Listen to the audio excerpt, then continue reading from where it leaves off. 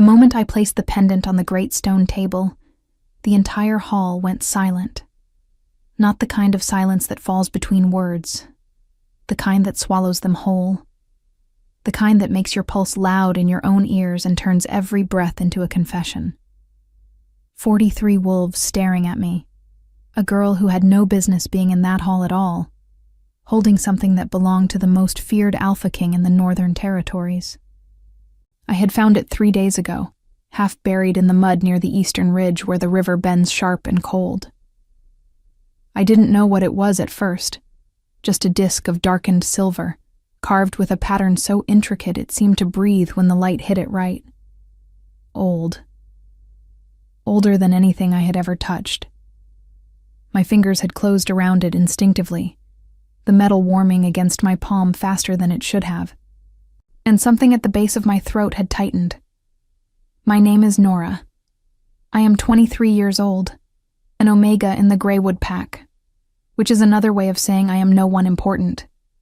I carry firewood. I help the healers mix remedies. I keep my eyes low and my footsteps quiet, because that is what the world has asked of me since I was old enough to understand what the word Omega truly meant in the hierarchy of our kind. It meant last, always last. The hall of Greywood's main lodge smelled of pine resin and tallow candles and the faint iron-edged musk of dominant wolves who hadn't been challenged in years. Stone walls rose on all sides, hung with faded banners I had only ever seen from the outside, pressing my face against the window glass on winter mornings when the council met, and the lodge glowed amber and warm. I had never been invited inside. Today, I had invited myself. Beta Calder had tried to stop me at the door. He was a wide man with a jaw like an anvil and a voice built for commands, and he had placed one heavy hand on the door frame and looked at me the way people look at something they've nearly stepped on. Omegas don't attend council meetings, girl. I know, I said. I'm not attending. I'm returning something. He hadn't moved. I had stood there with my spine straight and my chin level, the pendant wrapped in a cloth inside my cloak pocket, its warmth pressing against my ribs like a second heartbeat. I had rehearsed this moment for 3 nights, lying on my narrow cot, while the wind carved under the door, telling myself I would be calm. I was not calm, but I was there. Eventually, Calder stepped aside, not because he respected me, but because the pendant's silver edge had shifted the cloth slightly, and he caught a glimpse of the carving. His face changed. Something almost like fear moved behind his eyes. That had told me everything I needed to know about what I was carrying. Now I stood at the long table, and they all stared, and I kept my hands flat against the stone so no one would see them shake. The Council of Greywood was a ring of powerful wolves, Calder, Beta, and Enforcer. Seraphine, head healer, and the only woman in the room whose presence commanded silence on its own terms. A tall woman in her 50s with silver-threaded hair and dark, measuring eyes. Old Fen, who tracked territories and knew every border treaty signed in the last century, and 4-pack alphas from the surrounding regions, men who smelled of forest and old authority. At the head of the table, the chair was empty. That was the first strange thing. The chair where AlphaKing Orion was meant to sit stood empty and unclaimed, as though even furniture understood better than to occupy that space uninvited. The second strange thing was the map spread across the entire surface of the table, covered in markings I couldn't read. Territorial lines redrawn in red, routes circled, locations starred. Something had been happening in these lands. Something that had everyone in this room tense, in a way that went beyond the ordinary pressures of politics. Seraphine was the first to speak. "Where did you find it?" Her voice was low and careful. "Eastern Ridge," I said. "Near the river bend. It was in the mud, just below the surface. 3 days ago, at dawn." A sound ran around the room. Not quite words, more like a collective exhale that carried several different emotions at once. Fen pressed both his weathered hands flat on the table and stared at the pendant as though it might move. Calder's voice came from behind me. "You're certain it was there? No one handed it to you? No one from another pack?" I turned to face him. "I live alone in the Omega quarters on the northern edge of camp. I don't receive visitors." That was perhaps more honest than I had intended. A flicker of something. Not quite pity, but adjacent to it. Crossed Seraphine's face. She reached for the pendant, then stopped, her fingers hovering just above the cloth. "Only the king can touch it," Old Fen said quietly. "That's the law." "I've already touched it," I said. "For 3 days." The silence that followed was different from the first one. This silence had texture. It pressed against my skin and asked questions I didn't know how to answer. I wasn't sure what I had expected. Gratitude, perhaps, or at least a brisk dismissal, and maybe a token acknowledgement that I had done something decent. What I had not expected was the way Seraphine's gaze moved from the pendant to me, and then stayed there, studying me the way she studied unusual herbs brought in from unknown territories. "Sit down," she said finally. Sit down, Nora." The fact that she knew my name startled me more than anything else in that room. I pulled out the nearest chair, one meant for pack alphas, made of dark oak and carved with territorial symbols, and sat and folded my hands in my lap, and waited. Old Fen cleared his throat. "The king has been looking for this for 11 days. 11 days. I had found it 3 days ago, which meant it had been missing for 8 days before I pulled it from the mud. 8 days during which the Alpha King of the Northern Territories had been without whatever this pendant meant to him, and no one at this table had told me yet what that actually was. "What is it?" I asked. No one answered immediately. The candles on the iron chandelier above us guttered in a draft from somewhere, throwing shadows that moved like living things across the stone walls. Then the main door opened. Not slowly, not politely. It opened the way storms arrive, all at once, with the full weight of inevitability behind it. He was exactly what the stories had made him. Tall in a way that reorganized how you understood a room. Dark-haired with braids worn back from a face that was all sharp edges and unreadable stillness. He wore leather and fur, practical and unadorned, but carried himself with the kind of authority that needed no decoration. His eyes were pale, startlingly, almost colorlessly pale, and when they swept the room in the first half-second after he entered, they missed nothing. They stopped on me. Not on the pendant, not on the map, not on the council members who had risen to their feet around the table. On me. I did not look away. I'm not entirely sure why. Every instinct I had been trained to follow said, "Lower your gaze, make yourself small, become invisible." But something held my chin level and my eyes steady, and for 3 full seconds, Alpha King Orion looked at an Omega from the Greywood pack who had no business sitting in his council chair. Then his gaze dropped to the pendant on the table, and the expression that crossed his face, just for a moment, just a fracture in the stone, was something I would spend the next several weeks trying to name. He crossed the room in silence. Not the silence of someone trying to be quiet. The silence of someone who had never needed to announce himself, because every space he entered already knew he was coming. The other wolves in the room shifted almost imperceptibly as he moved past them, shoulders angling inward, chins dropping a fraction. The involuntary language of submission written into the bodies of powerful men who would never admit to feeling it. I stayed still, partly because I didn't know what else to do, partly because my legs had decided, somewhere between his entrance and his crossing the room, that they were no longer reliable, and partly because there was something in the way he moved that made stillness feel like the only appropriate response. The way you go quiet in a forest when something ancient passes through it.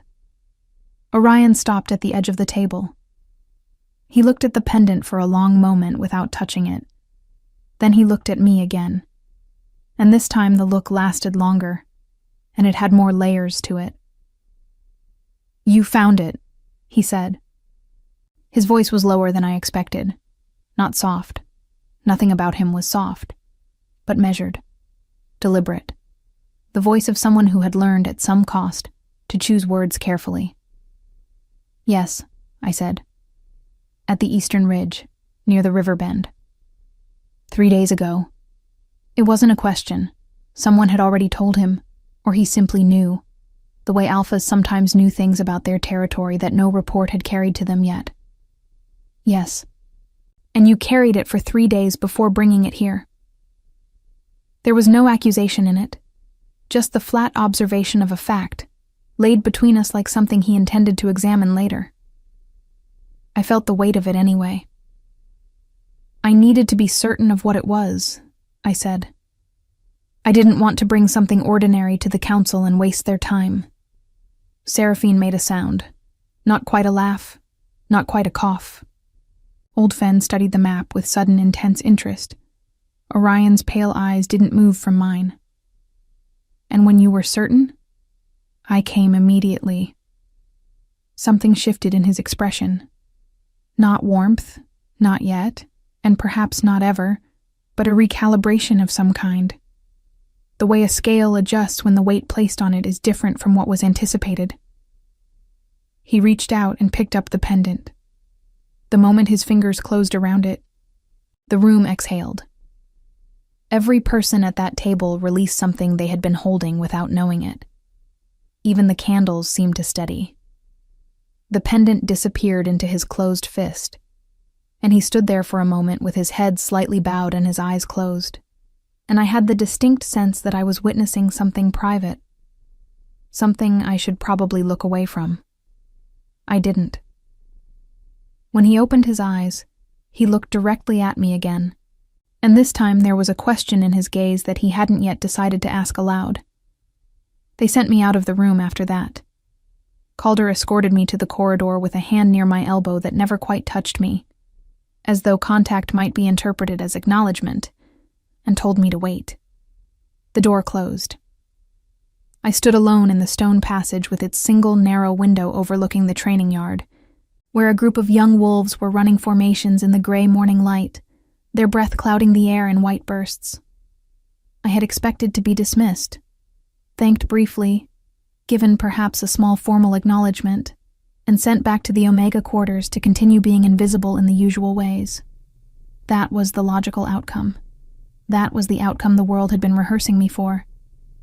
Instead, I waited in the corridor for 40 minutes. I counted them by the movements in the training yard. 3 rotation changes, 2 water breaks, 1 argument between 2 younger wolves that their supervisor ended with a single sharp word. My feet ached. The stone floor was cold even through my boots. I pressed my back against the wall and told myself the waiting meant nothing, that they had simply forgotten I was there. That any moment now Calder would emerge and gesture me toward the exit with the polite indifference of someone disposing of something mildly inconvenient. The door opened, and Seraphine came out instead. She looked at me for a moment, and I had the sense she was completing some internal assessment she had begun in the council room. "Come with me," she said. Her workroom was nothing like the council hall. Where that space was formal and heavy with authority, Seraphine's room was dense with life. Bundles of dried herbs hanging from the rafters, jars of tinctures lined along shelves in order of color and viscosity, maps of different kinds pinned to a corkboard near the window. These ones marked not with territorial boundaries, but with migration patterns and seasonal routes and small notations in a handwriting so precise it looked almost mechanical. She poured 2 cups of something that steamed and smelled of pine and cloves, and handed one to me without ceremony, and sat across the low table and looked at me the way she had looked at the pendant. "How long have you been Omega in this pack?" she asked. 4 years, I said. I came from the Ashvale territory after their dissolution. She nodded as though this confirmed something. And before that? My family was independent. We didn't belong to a pack. I paused. That's not uncommon for Omegas. No, she agreed. It isn't. She wrapped both hands around her cup. You held the pendant for 3 days, Nora. Most wolves who aren't the king can't hold it for 3 hours without feeling the effects. I looked at her. What effects?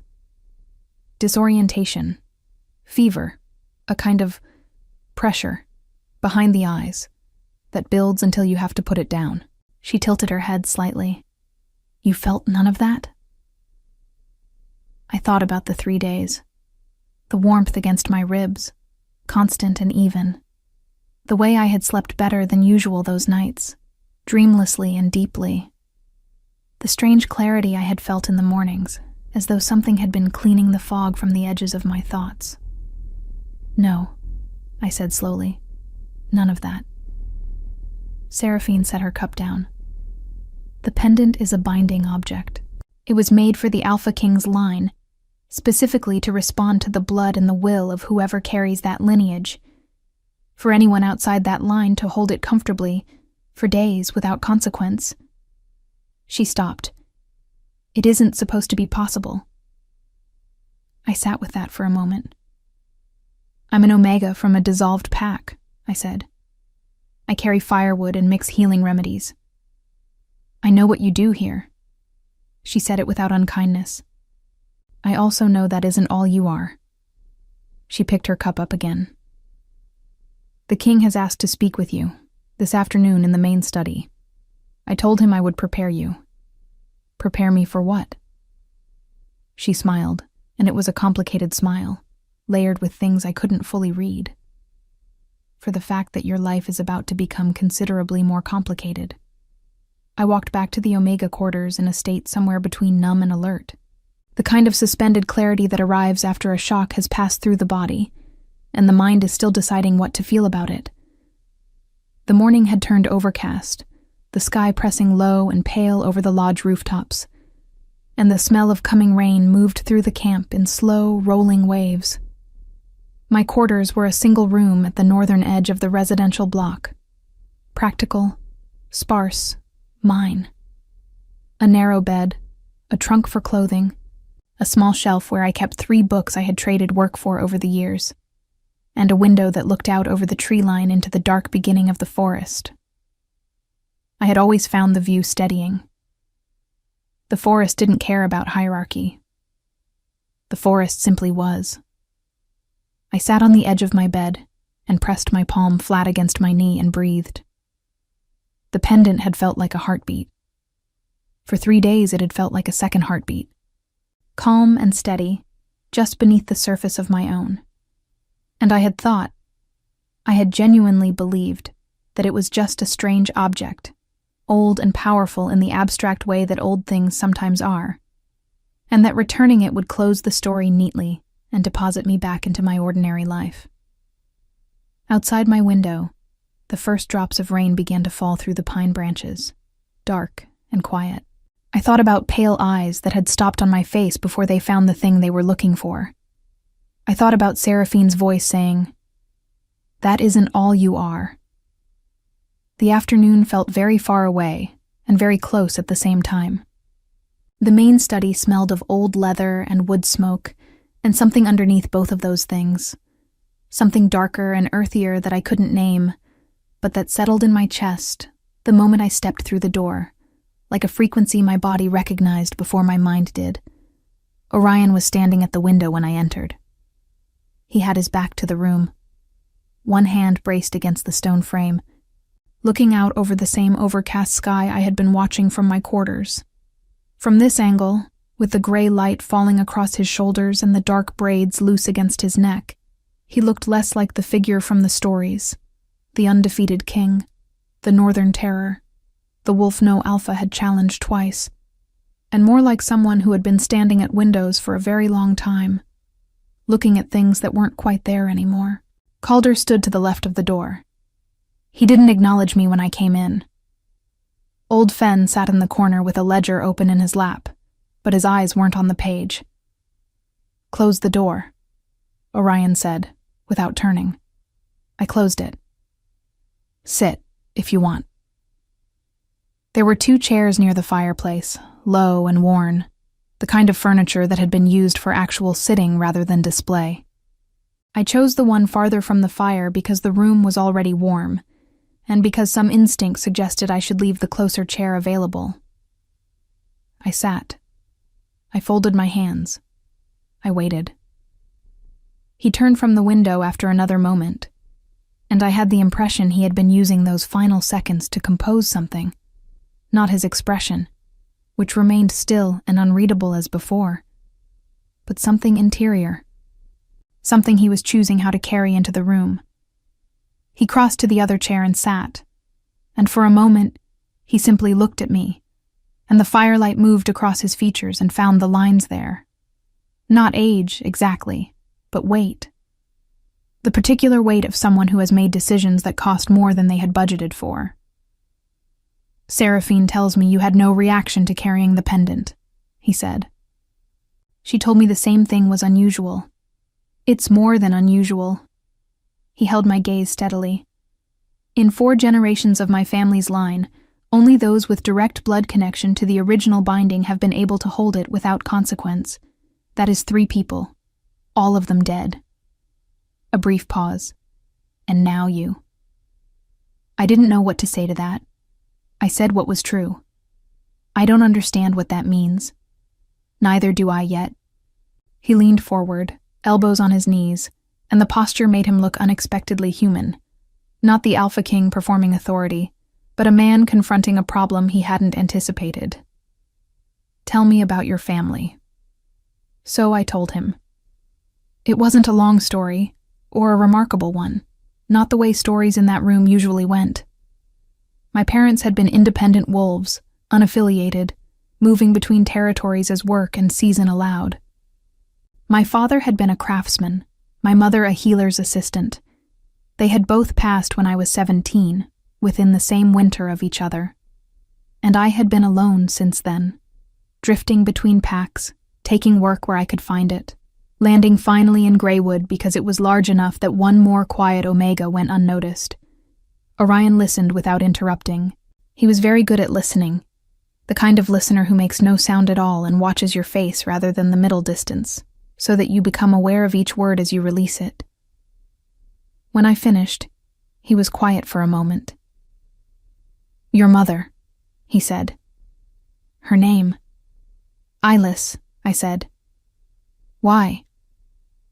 He didn't answer immediately. He looked at the fire.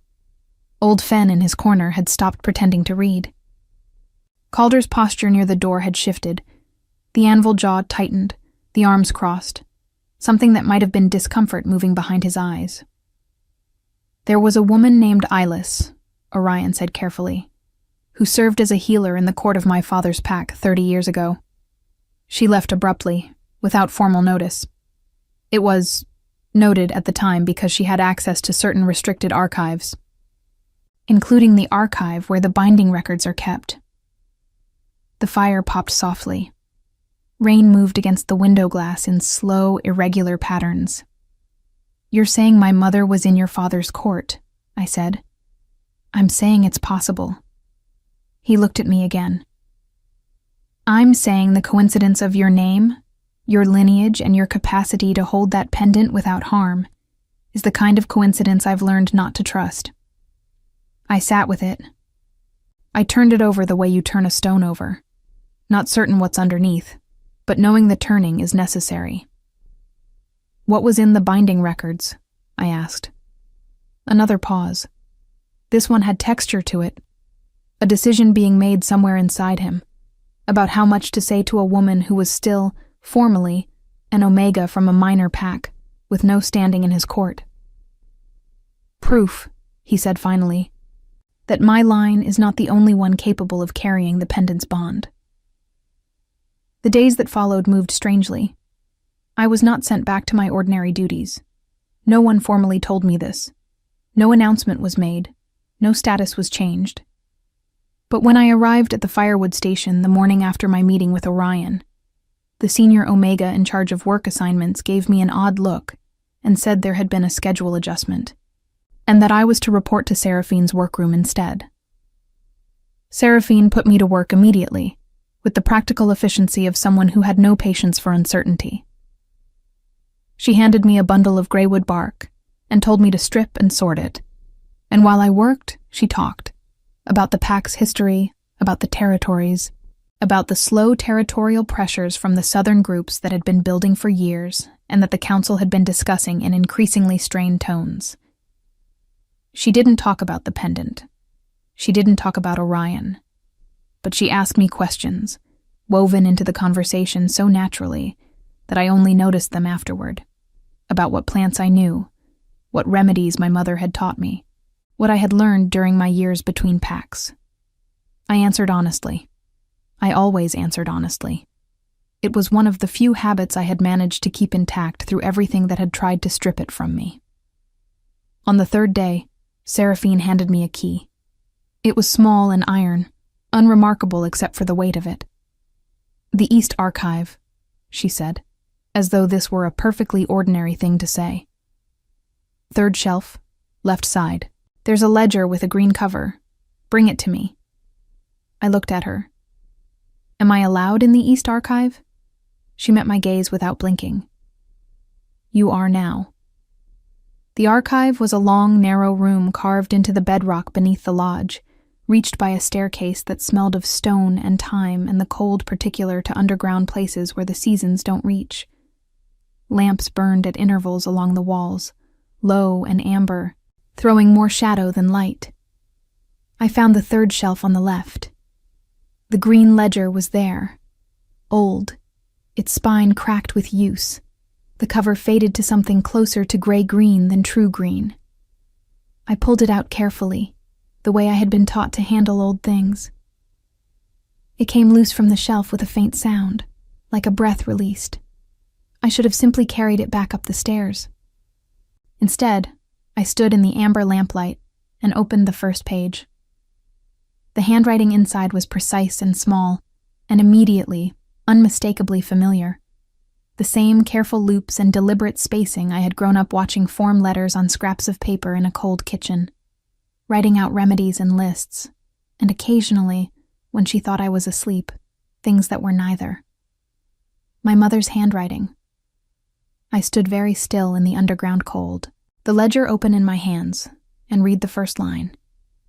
"If you are reading this, then the Pendant has already found you, which means there is no longer any point in keeping the rest hidden." Outside, somewhere far above me, the rain had stopped. The silence that replaced it was the loudest thing I had ever heard. I read the ledger twice standing there in the cold, and then I carried it upstairs and sat down on the bottom step of the staircase because my legs had made their decision again, and this time I didn't argue with them. My mother had written 31 pages in that small, careful hand. Not a journal. Not exactly. More like a document assembled with the deliberateness of someone who knows they may not be present to explain it in person. Dates, names, observations. The clinical precision of a healer's notes wrapped around something that was anything but clinical. She had been in the court of Orion's father for 2 years. She had worked in the healing wing, and she had been good at her work, and she had been trusted enough to be given access to the restricted archive where the binding records were kept. She had read those records, all of them, and what she had found there had frightened her enough to leave without saying goodbye to anyone. The binding, she had written, was not a simple royal artifact. It was older than the current king's line by several generations, old enough that the original maker's name had been worn off the record through recopying. What remained was this. The pendant had been created as a peace object, a bridge between two lines that had been in conflict for so long that the conflict itself had become structural, woven into the way both lines understood themselves. The binding was meant to be held by both, not one or the other. 2 people, 2 bloodlines. The pendant would recognize them both, respond to them both, and the holding of it together was supposed to seal something that words and treaties had failed to seal for generations. But somewhere in the intervening years, the second bloodline had been declared extinct. My mother had not believed this. "I have seen the secondary record," she had written, the one kept separately from the main archive, The one that was meant to be destroyed but wasn't, because the archivist at the time was too careful and perhaps too honest to burn something true just because it was inconvenient. The second line did not end. It dispersed. It went quiet. It learned, as subordinated things often do, to survive by becoming invisible. I read that line 3 times. Becoming invisible. I thought about 4 years of carrying firewood. I thought about lowered eyes and quiet footsteps, and the particular skill of moving through spaces without being remembered.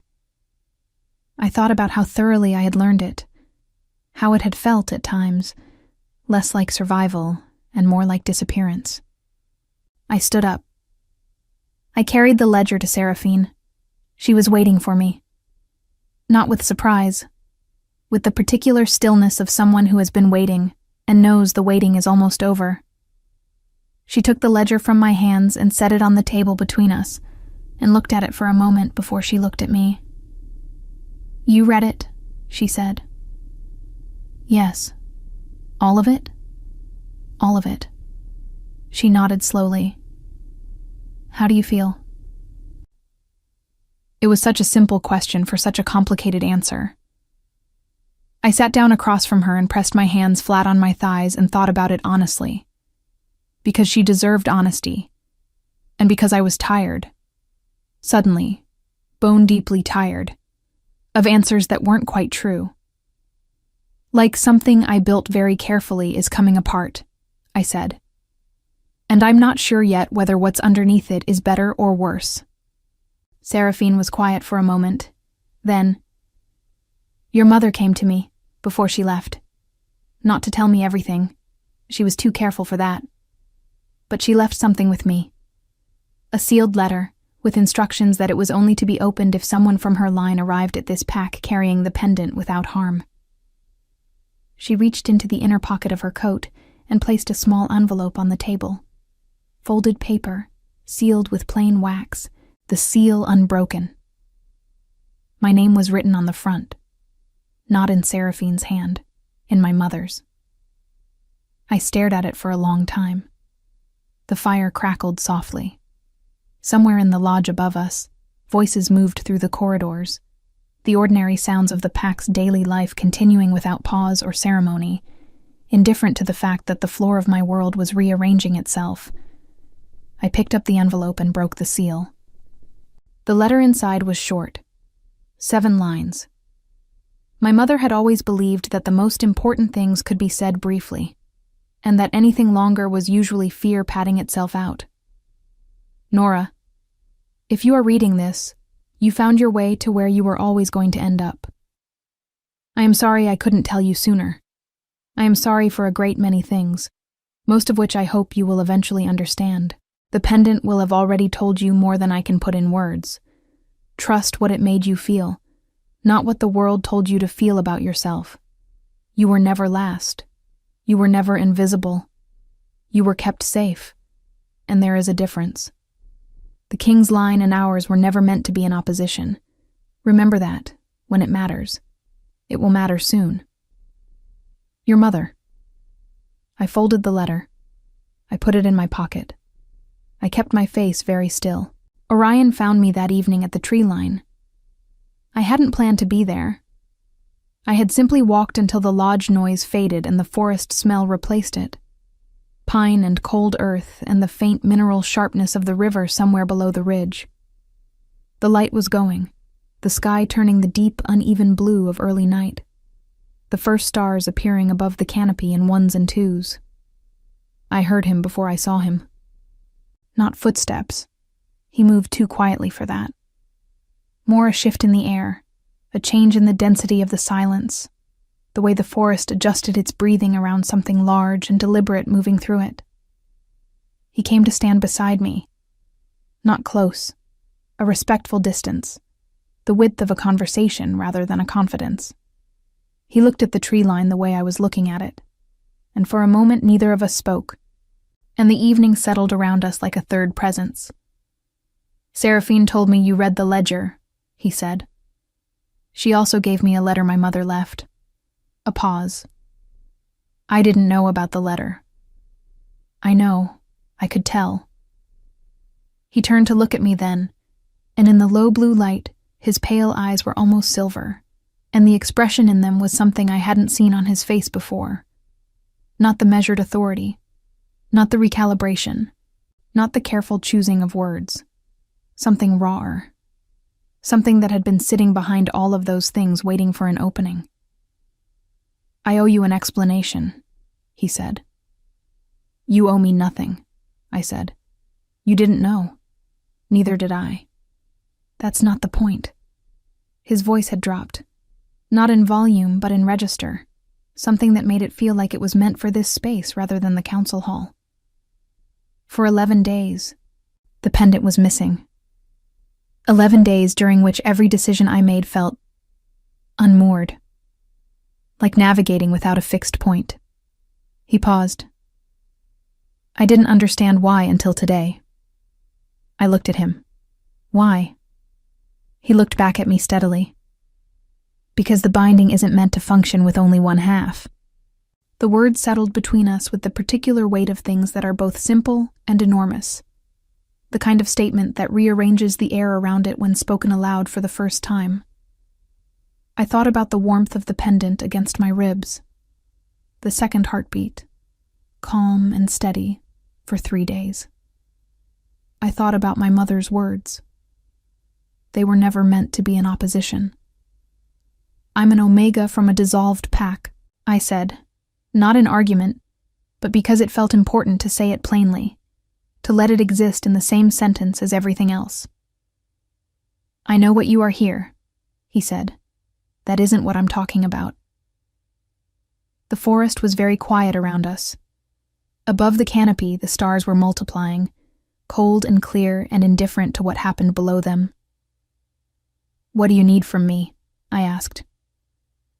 He was quiet for a long moment. When he spoke, the careful measuring was still there, but something underneath it had shifted. A wall that had been solid beginning to acknowledge, at least, that it was also a door. "Right now?" he said. "Nothing. I need you to know what you are. The rest comes after that." I looked back at the tree line. The dark between the pines was soft and familiar. I had looked at it for 4 years from my narrow window and found it steadying, because the forest didn't care about hierarchy. I was beginning to understand that maybe I had been reading it wrong. Maybe the forest hadn't been indifferent to me. Maybe it had been waiting. 3 weeks passed before the council challenged it openly. I had expected it sooner. The pack's social architecture was precise and load-bearing. Every role, every rank, every person's placement within the structure served a function. And anything that disrupted the arrangement was felt immediately, the way a building feels a shifted foundation before anyone sees the crack. My new position, undefined as it was, had shifted something. People noticed. People talked. The talking reached the council on a Tuesday morning, carried there by Beta Calder in the form of a formal objection, filed with Old Fen, who was responsible for recording such things, and who had the expression of a man who deeply wished he weren't. I learned about it from Seraphine, who appeared in her workroom doorway while I was cataloging a new shipment of dried herbs and said, in the tone she used for things she found professionally irritating, "The council has called a formal review. They want to examine the binding claim before any status adjustment is considered." She paused. Calder drafted the language himself. It's careful. He knows better than to make it personal. "What does the review involve?" "A demonstration," she said. "The pendant, held jointly, in front of the full council and the visiting pack alphas. If the bond responds, if both of you hold it simultaneously and the binding activates, it's documented proof, undeniable, by pack law." I set down the bundle of herbs in my hand. "And if it doesn't?" She looked at me with the directness she reserved for important things. "Then Calder's objection stands, and you return to your previous assignment, and the ledger is classified as inconclusive historical record." A brief pause. "But Nora, I have spent 40 years working with binding objects and the wolves who carry them. I have never seen anyone hold that pendant the way you did. It will respond. I appreciated her certainty. I wished some of it would cross the room and settle in my chest, where a cold and insistent doubt had been living since the night at the tree line. Orion came to Seraphine's workroom that evening. He knocked, which Seraphine later told me he had never done before in the 12 years she had been in this pack, because AlphaKings did not generally knock on doors in their own territory. She said it with the particular satisfaction of someone filing evidence. He sat across the work table from me, and Seraphine found a reason to be elsewhere with impressive speed for a woman of her age, and the room settled into the quiet that had become, over the past weeks, the default atmosphere between us. Not uncomfortable, not easy, but honest in a way that most silences weren't. "You heard about the review," he said. "This morning. Are you afraid?" I considered the question without deflecting it. Of the demonstration failing? No. Of what it means if it doesn't fail? I looked at him. More than I expected to be.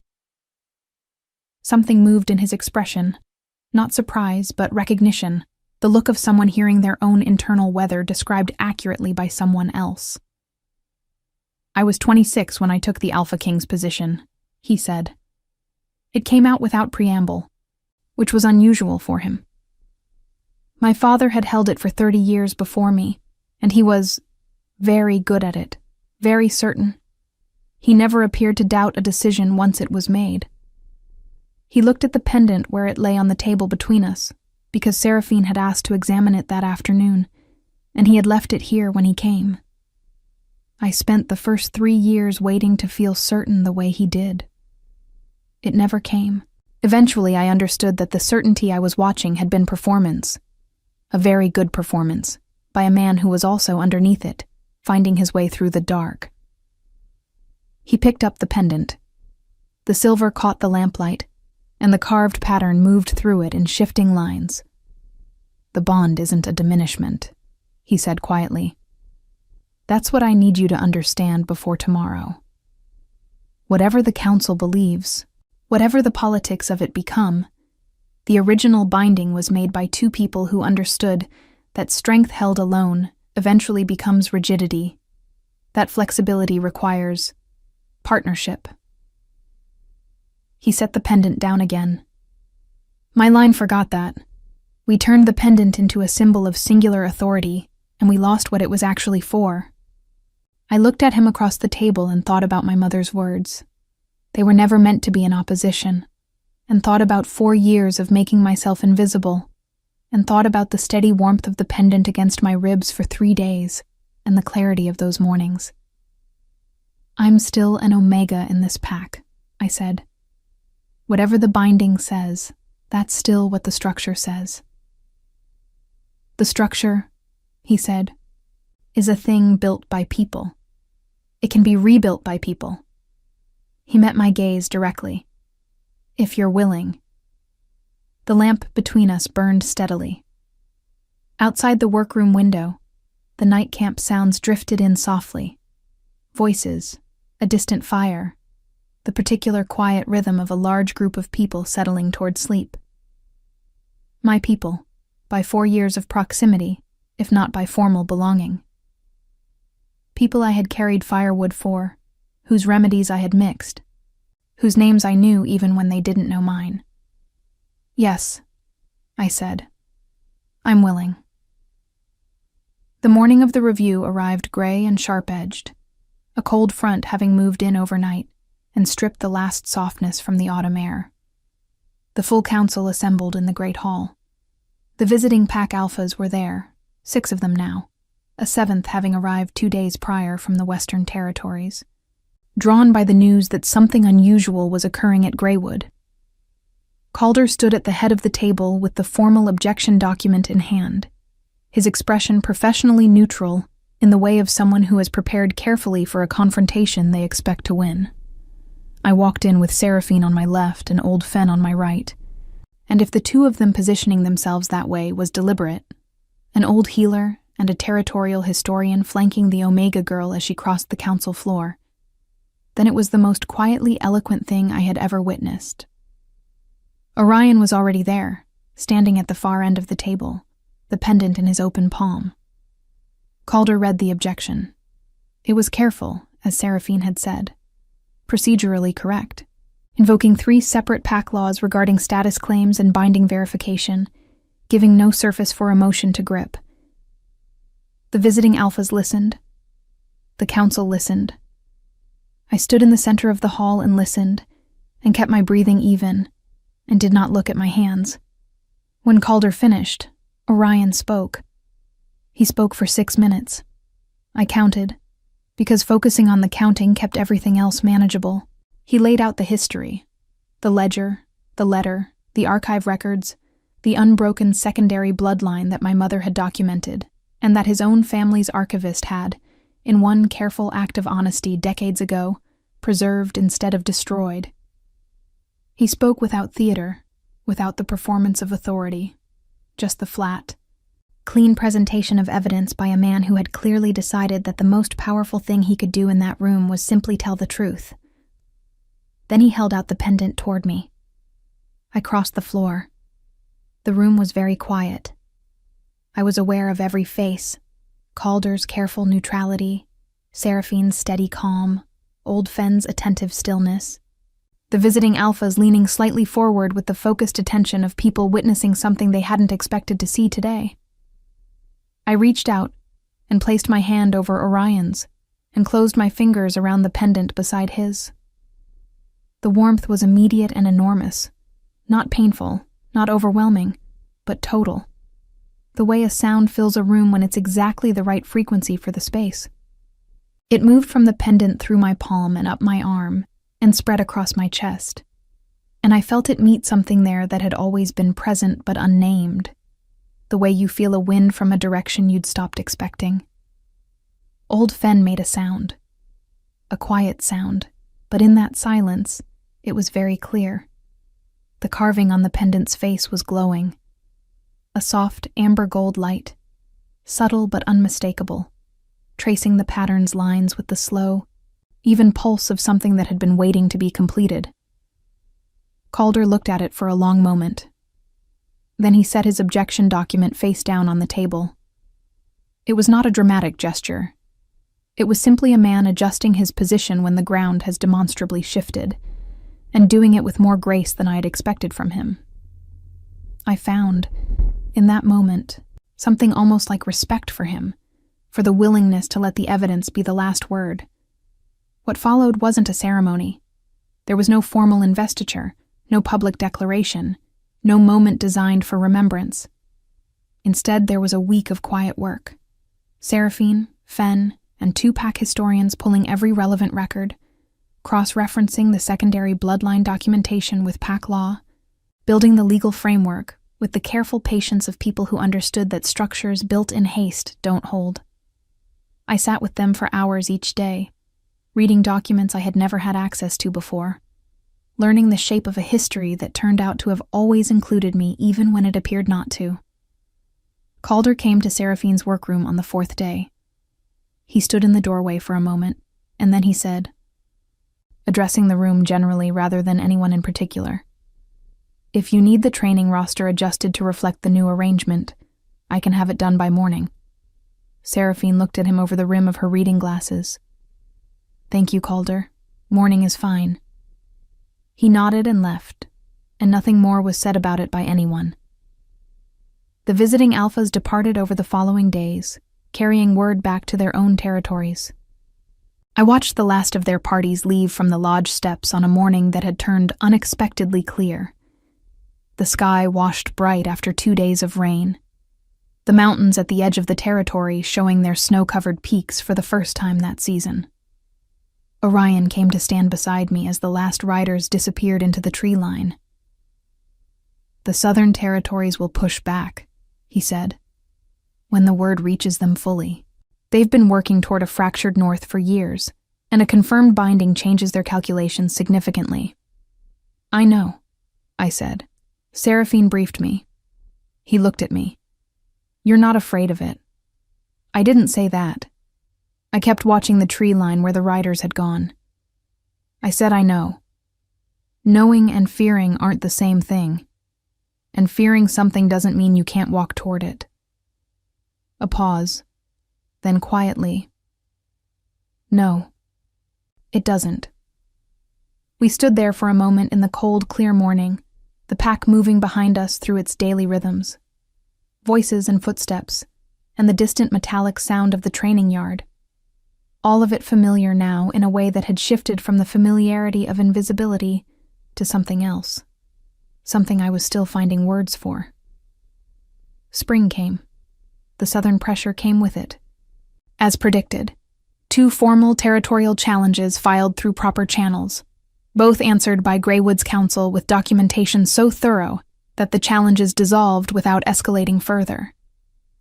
Calder handled the correspondence with the focused efficiency of a man who had redirected his considerable capability toward a shared purpose, and who had discovered, perhaps to his own surprise, that he was good at it. Seraphine retired from the full healer's role at midsummer, handing the workroom and its keys and its 30 years of accumulated knowledge to me, with a ceremony that consisted of 1 cup of pine tea and the instruction to trust my own hands, which she had been watching for months and found adequate to the task.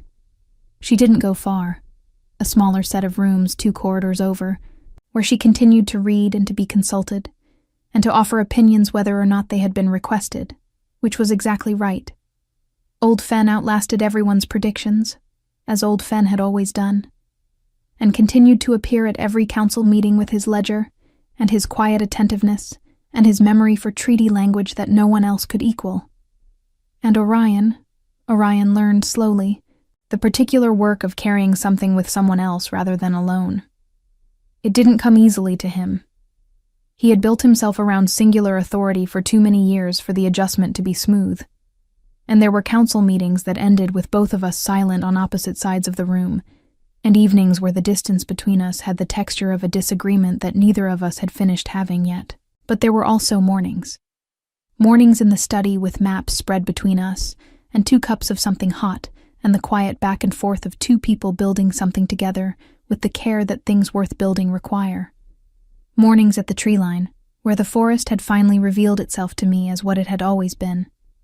Not indifferent, not simply a backdrop, but a constant presence, patient and unhurried. The way love is when it has decided to be permanent rather than urgent. The pendant hung on its chain now, not hidden in a pocket, not buried in mud, but present, worn, the carving familiar to my fingers the way important things become familiar. The warmth of it was steady and quiet, a second heartbeat even now. I was 23 when I walked into the great hall with an object I didn't fully understand and placed it on a stone table in front of people who had no category for me. I had been invisible for 4 years, and I had thought, in some deep and barely examined part of myself, that invisibility might be what I was for. I was wrong about that.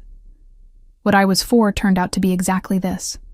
Standing in the middle of my own life with my eyes open and my hands capable and the knowledge, hard-won and unshakable, that last is not the same as least, that quiet is not the same as small, and that the things the world overlooks have a way, patient and inevitable like spring following the coldest winter, of making themselves known.